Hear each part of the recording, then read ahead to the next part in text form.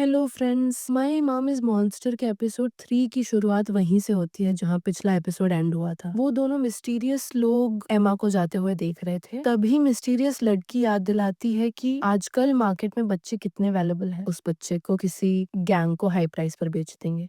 आगे रास्ता अलग हो जाता है एंड एमा तुरंत दाएं मुड़ जाती है। एमा को पकड़ने के लिए बैट वाली औरत स्पीड बढ़ाती है, लेकिन डैगर वाले आदमी के पीछे एक मिस्टीरियस लड़की आती और एक ही स्विंग में उसे मार देती है। वो औरत रुकती है और पीछे मुड़ती है और देखती है एक व्हाइट हेयर वाली लड़की ने उसके दोस्त को मार दिया है। वो सोचती है कि शायद ये व्हाइट हेयर वाली लड़की उस बच्चे की गार्डियन है। व्हाइट हेयर उस लड़की को डरावने लुक से देखती है। तभी वो लड़की व्हाइट हेयर पर बैट से हमला करती है, लेकिन अगले ही पल व्हाइट हेयर उसका गला एक ही स्विंग में काट देती है। उधर एम्मा दीवार के पीछे चुपचाप खड़ी कांप रही होती है। तभी उसे व्हाइट हेयर्ड औरत ढूंढ लेती है। जैसे ही एम्मा उसकी तरफ देखती है, उसे पता चलता है कि ये वही है जिसे अब तक वो ढूंढ रही थी। इसका नाम लिली है। तभी अचानक एक मॉन्स्टर रेंगता हुआ आता है और लिली पर छलांग लगाता है, लेकिन लिली उसे अपने एक्स से कुचल देती है। लिली एम्मा की तरफ मुड़ती है एंड उसे रिमाइंड करती है कि कभी भी डार्क प्लेसेस में एंटर करने से पहले चेक करना जरूरी है। और वो पूछती है कि तुम बाहर क्या कर रहे हो और तुम्हारी मम्मी कहाँ है। एम्मा डर के मारे कांप जाती है और सीन शिफ्ट होता है। हम देखते हैं कि एम्मा के सिर पर छोटा गुब्बारा बन गया है। लिली ने सालों से उसे सिखाया था। लिली ने पूछा, सबसे जरूरी रूल क्या है? एम्मा ने बोला, अकेले कभी बाहर मत जाना। फिर लिली गुस्से से कहती है, इतने सालों से सिखा रही हूँ और अभी तक कुछ नहीं सीखा। एम्मा क्विकली प्रोटेस्ट करती है, क्लेमिंग कि अब वो बड़ी हो गई है और बाहर जा सकती है। लिली उसे डेडली लुक देती है, जिससे एम्मा चुपचाप हो जाती है और मुंह फुला लेती है। जब एम्मा इतनी जिद कर रही थी तो लिली तय करती है कि उसे वहां ले जाएगी जहां बड़े लोग जाते हैं। एम्मा एक्साइटेड हो जाती है, लेकिन एक्साइटमेंट धीरे धीरे खत्म हो जाता है जब वो खुद को एक अंधेरी जगह में पाती है। एम्मा कहती है कि मुझे अंधेरा पसंद नहीं। वो लिली को पुकारती है, लेकिन उसे कोई जवाब नहीं आता। एम्मा डर जाती है। तभी लिली फाइनली बोलती है, अब भी बड़े बनने का मन है। और एम्मा को डराने के लिए लिली बताती है कि मॉन्स्टर्स ऐसी अंधेरी जगहों में रहते हैं क्योंकि अडल्ट्स यहाँ वैल्यूबल चीजें ढूंढने आते हैं, इसलिए ये जगह अक्सर खून से भरी रहती है। अचानक एम्मा किसी चीज से टकराकर गिर जाती है।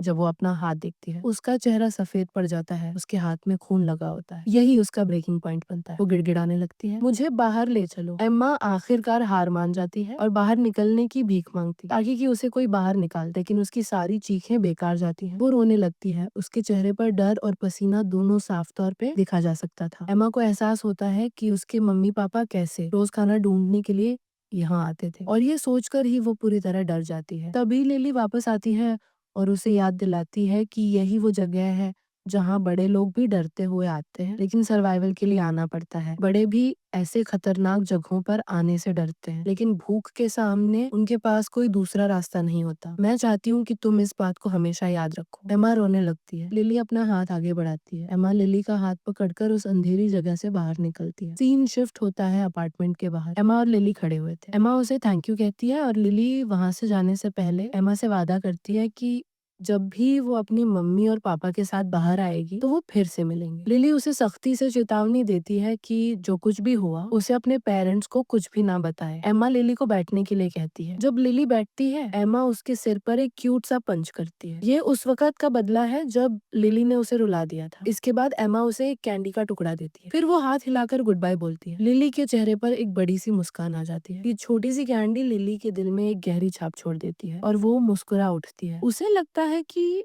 जितना उसने सोचा था, एम्मा अब उससे से कहीं ज्यादा स्ट्रांग बन चुकी है। इसी दौरान जब एम्मा घर का दरवाजा खोलने के लिए नॉब पकड़ती है, उससे महसूस होता है कि उसकी उंगली का रंग बदल गया है। सीन शिफ्ट होता है पास्ट में। ठंड का मौसम था जब सोफिया और डेविड मलबे में कुछ वैल्यूबल आइटम ढूंढ रहे थे। तभी डेविड को एक स्कार्फ मिलता है और वो उसे सोफिया के गले में डाल देता है, जिससे सोफिया ब्लश करने लगती है। वो दोनों प्यार से गले मिलते हैं। तभी उन्हें एहसास होता है कि एम्मा कहीं दिखाई नहीं दे रही। डेविड एम्मा को आवाज लगाता है, लेकिन इसका कोई मतलब नहीं, क्योंकि एम्मा खुद ही किसी एडवेंचर पर निकल जाती है कुछ यूजफुल ढूंढने के लिए। तभी उसे पहली बार लिली मिलती है, जो घायल हालत में जमीन पर बैठी हुई थी। लेकिन वो एम्मा की तरफ देखती है और कहती है, गेट लॉस्ट। लेकिन एम्मा समझ नहीं पाती कि इसका मतलब क्या होता है। लेकिन एम्मा लिली का इंजर्ड हाथ पकड़ती है और उस पर गर्म हवा फूकने लगती है। लिली तुरंत अपने दूसरे हाथ से एम्मा को दूर हटाने लगती है, लेकिन बीच में ही रुक जाती है जब वो देखती है कि एम्मा कितनी सिंसियरली उसकी मदद करने की कोशिश कर रही है। यहीं से उनका रिश्ता शुरू होता है। अचानक एम्मा